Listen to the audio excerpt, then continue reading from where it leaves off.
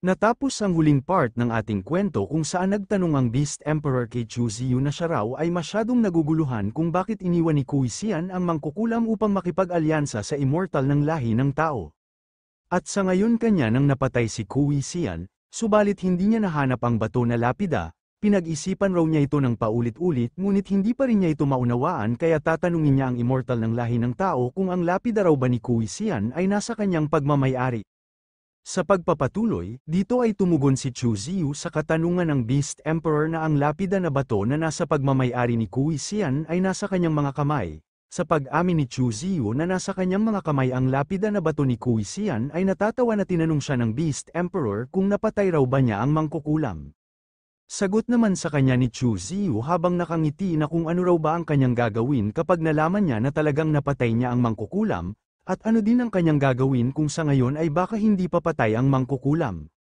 Pero biglang binago ng Beast Emperor ang kanilang pinag-usapan dahil nagmungkahi kay Chu Ziyu ang Beast Emperor na mayroon raw siyang magandang proposal para sa kanya. Kaya itong Star God ng kanyang narinig na mayroong magandang alok ang Beast Emperor kay Chu Ziyu ay nagtataka siya na kanyang tinanong ang Beast Emperor na kung ano raw ba ang kanyang ibig na sabihin. Sa isip-isip naman itong si Chu Ziyu ay masyado siyang natatawa dahil talagang itong Beast Emperor pa ang nagbigay ng alok sa kanya. Gusto raw niyang malaman kung anong alok ang gustong sabihin ng Beast Emperor, bakit siya pa mismo ang nag-alok sa kanya.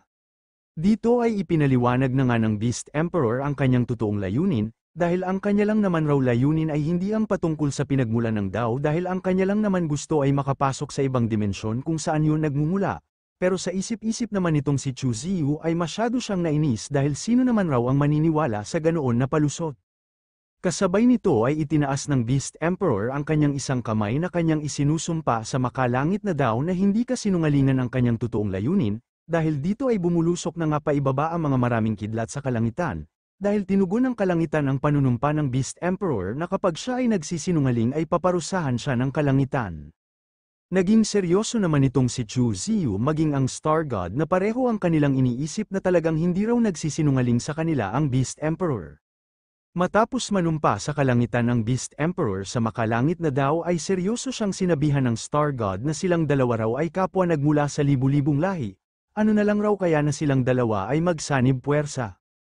Pero hindi pinansin ng Beast Emperor ang alok sa kanya ng Star God bagkus nagsaad lang ito kay Chu Ziyu na ang immortal raw ng lahi ng tao ay mayroon ng hawak-hawak ng 3 lapida na bato.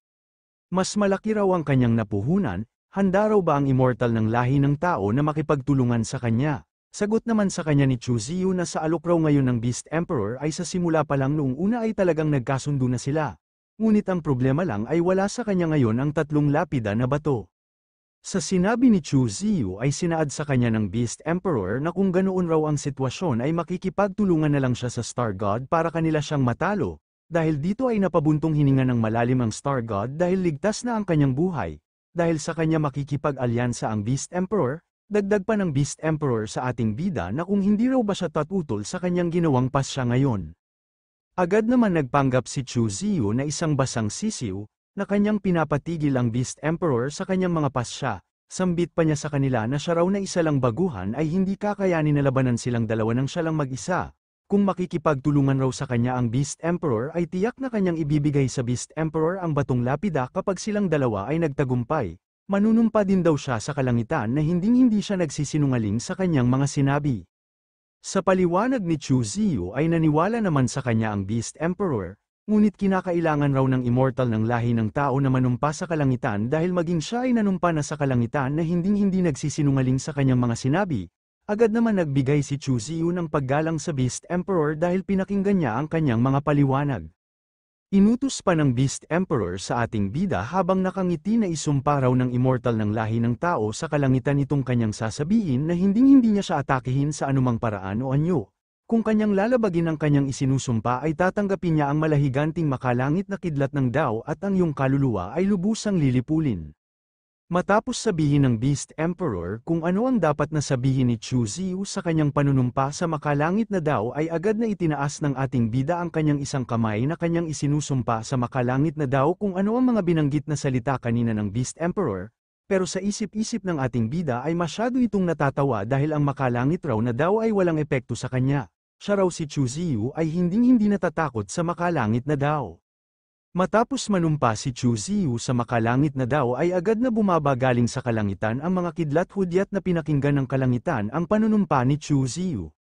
Tuwang-tuwa naman itong Beast Emperor nang kanyang nakita na natapos na si Chu Ziyu sa makalangit na daw, sambit pa niya kay Chu Ziyu na ikinalulugod raw niyang makipagtulungan kay Chu Ziyu, kaya sa ngayon ay sabay na silang dalawa na kanilang atakihin ang Star God. Itong Star God ng kanyang nakita na talagang nagtulungan ang dalawa para siya ay patayin ay masyado siyang natakot na mabilis na tumakbo para makatakas sa banta ng dalawa. Makikita si Chu Ziyu at ang Beast Emperor na mabilis na lumipad para kanilang habulin ang Star God na mabilis na tumakbo para iligtas ang kanyang sariling buhay. Ngunit sa hindi inaasahan ng Star God dahil bigla na lang lumitaw sa kanyang harapan ang Beast Emperor na masyadong natuwa sa mga nagaganap na sabik na kanyang patayin ang Star God. Kasabay nito ay napasigaw ng malakas ang Star God na nanlaki ang kanyang mga mata dahil bigla na lang lumusat sa kanyang dibdib ang isang kamay ni Chu Ziyu. Habang hindi na makagalaw ang Star God ay natatawa na tumugon sa kanya si Chu Ziyu na itong sakit raw na nararamdaman ngayon ng Star God ay hindi na magtatagal dahil maya-maya ay hindi na niya ito mararamdaman. Habang patuloy pa rin na pinapahirapan ni Chu Ziyu ang Star God ay nagtataka na nagtanong sa kanya ang Beast Emperor na bakit hindi pa niya pinatay ang Star God. Sagot naman sa kanya ni Chu Ziyu habang nakangiti na ang dahilan lang naman raw kaya niya hindi pinatay agad ang Star God dahil mukhang magagamit pa niya siya. Kasabay nito ay agad na inabsorb ni Chu Ziyu ang buong katawan ng Star God. Sa ginawang kilos ni Chu Ziyu ay nagsalita sa kanya ang Beast Emperor na ngayon raw ay natapos na sila sa Star God. Ano na raw ba ang kanilang susunod na gagawin ngayon? Matapos magsalita ang Beast Emperor ay bigla na lang itong lumitaw sa harapan ni Chu Ziyu na naghahanda ng malakas na pag-atake. Sambit pa niya kay Chu Ziyu na ang gusto raw niyang gawin ngayon matapos ligpitin ang Star God ay patayin ang immortal ng lahi ng tao. Pero muli na namang nagpanggap si Chu Ziyu na masyadong natakot sa ginawang kilos ng Beast Emperor at kanyang tinanong ang Beast Emperor na kung binabalak raw ba niya na patayin siya, hindi raw ba siya natatakot sa makalangit na daw na tatama sa kanyang buong katawan.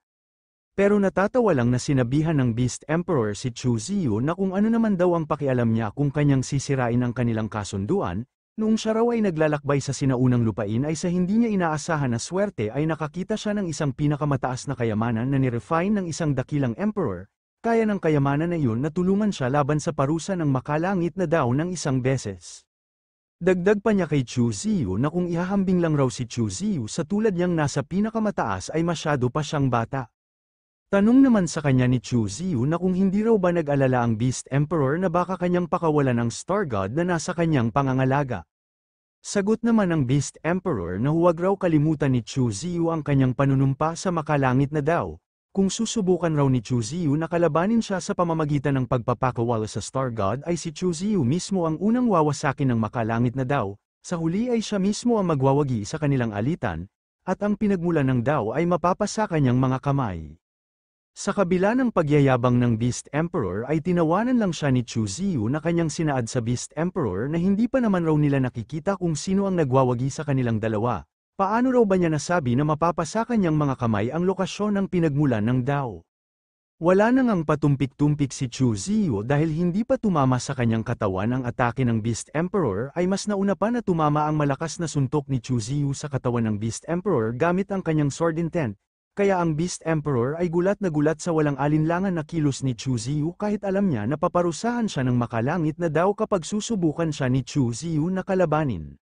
Dahil sa biglaan na atake ni Chu Ziyu ay kitang-kita ang katawan ng Beast Emperor ay nahati sa dalawa, sa pamamagitan lang ng isang atake ng sword intent ng ating bida, pero nagulat si Chu Ziyu habang hindi maalis ang kanyang tingin sa katawan ng Beast Emperor dahil hindi pa raw niya ito tuluyan na napatay. Matapos tinanggap ng Beast Emperor ang ganoon kalakas na pag-atake. Dito ay makikita ang Beast Emperor na tuluyan ngang nahati sa dalawa ang kanyang katawan ngunit ang kanyang kaluluwa ay buo pa rin at hindi ito nagtamo ng malaking pinsala. Natatawa pa na sinabi ng Beast Emperor kay Chu Ziyu na talagang hindi raw natatakot si Chu Ziyu na haharapin ang kanyang malagim na backlash matapos kalabanin siya. Pero dibali na lang raw yun ang mahalaga ay dito na siya mamamatay. Pero nagulat ang Beast Emperor dahil hindi natinag si Chu Ziyu sa kanyang mga binanggit na mga salita, bagkus seryoso lang na tumugon sa kanya si Chu Ziyu na nagpapasalamat raw siya sa Beast Emperor sa pagtitiwala sa kanya kanina, ngunit ngayon ay ihahatid na niya siya doon sa kabilang buhay. Kampante naman na nagsalita ang Beast Emperor kay Chu Ziyu na kung sa tingin raw ba ng immortal ng lahi ng tao na siya na ang nanalo sa kanilang laban, hindi raw siya maging kampante kapag hindi niya isasama sa kabilang buhay si Chu Ziyu. Kasabay nito ay mabilis na itinapon ng Beast Emperor ang isang Jade Talisman papunta sa kinaroroonan ni Chu Ziyu. Si Chu Ziyu nang kanyang nakita ang Jade Talisman na itinapon sa kanya ng Beast Emperor ay nakaramdam siya ng takot na hindi na niya alam kung ano ang dapat niyang gawin. Habang natulala pa rin si Chu Ziyu na lumabas ang pawis sa kanyang mukha ay bigla naman na lumabas si Miao na kanyang binalaan si Chu Ziyu na kinakailangan na raw niyang tumakbo dahil ang bagay raw na itinapon sa kanya ng Beast Emperor ay isang Jade Talisman ng dakilang emperador. Wala raw paraan si Chu Ziyu na kanyang maharang ang ganitong talisman, kapag siya raw ay matamaan nito ay tiyak na mamamatay siya at maging ang kanyang kaluluwa ay maglalaho. Naalala naman ni Chu Ziyu ang mga sinabi sa kanya noong nakaraan ng kanyang auntie Luo na kung hinahabol raw siya ng isa ay kinakailangan lang niyang humanap ng isang kapantay niya ng antas para tanggapin ang ganitong kapangyarihan para sa kanya. At kung wala ay wala raw siyang magagawa kung hindi patayin na lang ang kanyang sarili. Ngunit ang labis na ikinababahala ni Chu Ziyu ay saan naman siya hahanap ng katulad niyang antas para tanggapin ang ganito kamapanganib na kapangyarihan.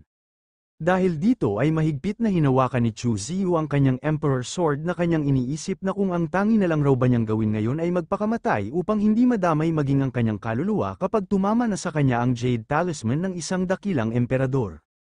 Nasabi din ni Chu Ziyu na kung ang tangi na lang raw ba niyang gawin ngayon ay tumawa na lang katulad nung nangyari sa kanyang nakaraan, kahit matagal na raw niyang pinaghandaan ang kanyang muling pag-reincarnate ay ayaw pa rin niyang muling sapitin ang ganoon na mga kaganapan. Nang sobrang lapit na kay Chu Ziyu ang Jade Talisman ng isang dakilang emperador ay tawang-tawa naman itong Beast Emperor na kanyang sinabihan si Chu Ziyu na kahit ayaw pa raw na sapitin ni Chu Ziyu ang ganitong pangyayari ay wala na siyang magawa, kahit isa pa raw dakilang henyo si Chu Ziyu ay sa bandang huli ay nahulog pa rin siya sa kanyang mga kamay. Ngunit biglang nanlaki ang mga mata ni Chu Ziyu dahil mayroon siyang naalala, mayroon pa raw siyang isang method na maaaring maligtas ang kanyang buhay. Kasabay nito ay dali-dali na pinalabas ni Chu Ziyu ang kanyang Dao Seed at natatawa niyang nasabi sa kanyang sarili na itong kanyang Dao Seed ay hindi lang kayang magpaamo at baguhin ang mga nilalang na mga cultivator kung hindi kaya din itong muling buhayin ang mga namatay na dumaan na sa pagbabago. Ngayon ang cultivator daw na kanyang muling buhayin na katulad niya ng antas ay si Kui Xian, iisa lang raw silang dalawa ng bakas ng buhay at kayang-kaya na harangin ni Kui Xian ang ganitong sakuna para sa kanya. Nang tuluyan ng nabuhay si Kui Xian ay tuwang-tuwa naman itong si Chu Ziyu dahil talagang nabuhay raw niya ang kanyang alagad para iligtas ang kanyang buhay. Makikita itong si Kui Xian na kanya nang hinarang ang Jade Talisman ng isang dakilang emperor, sambit pa ni Kui Xian na kapag siya raw ay muling mamamatay para lang sa kanyang master ay iyon na ang pinakamalaking karangalan para sa kanyang buong buhay. Matapos tumama sa katawan ni Kui Xian ang Jade Talisman ng isang dakilang emperador ay makikita sa buong lugar na nagkaroon ng malaking pagsabog. Samantalang itong Beast Emperor nang kanyang nakita si Kui Xian na muling nabuhay upang harangin lang ang Jade Talisman na kanyang itinapon kay Chu Ziyu ay hindi siya makapaniwala, paano raw ba na muling nabuhay si Kui Xian kahit malinaw naman na kanya na itong napatay. Sabay kanyang sinigawan si Chu Ziyu na kanyang tinanong na paano raw ba niyang nagawa na muling buhayin si Kui Xian at nagawa pa niyang makaligtas sa Jade Talisman ng isang dakilang emperador. Pero makikita lang ang malaking alon na dahan-dahan na nilamon ang katawan ng Beast Emperor upang wakasan na ang kanyang buhay. Makalipas ang ilang saglit ay tuluyan na nga na nilamon ang Beast Emperor ng malaking alon, habang itong si Chu Ziyu ay hindi pa rin maalis ang kanyang tingin sa lawa kung saan naglaho ang katawan ng Beast Emperor. Ngunit makikita itong batong lapida na nasa pagmamay-ari ng Beast Emperor ay lumipad papunta sa kinaroroonan ng ating bida. Na mabilis naman na sinalo ni Chu Ziyu ang batong lapida, dali-dali naman na lumapit kay Chu Ziyu si Miao na nagtanong na kung hindi raw ba nagawa ni Kui Xian na harangin ang ganoong kapangyarihan ng isang dakilang emperador ay ano na raw ba ang nangyari kay Chu Ziyu. Sagot naman sa kanya ni Chu Ziyu na ginawa na raw niya ang lahat kung hindi pa rin daw nabago ang mga resulta kanina ay wala na talaga siyang magagawa kung hindi ay mamamatay sa ganoon na paraan. Nag-alala pa na tumugon si Miao sa ating bida na kung namatay raw kanina si Chu Ziyu ay ang maaari na lang niyang gawin ay maghintay ng mahabang panahon hanggang sa muling bumalik si Chu Ziyu upang kunin siya. Napatigil naman sa pagsasalita itong si Miao dahil biglang hinawakan ni Chu Ziyu ang kanyang ulo na kanyang tinitingnan ng nag-alala na mga mata ni Miao.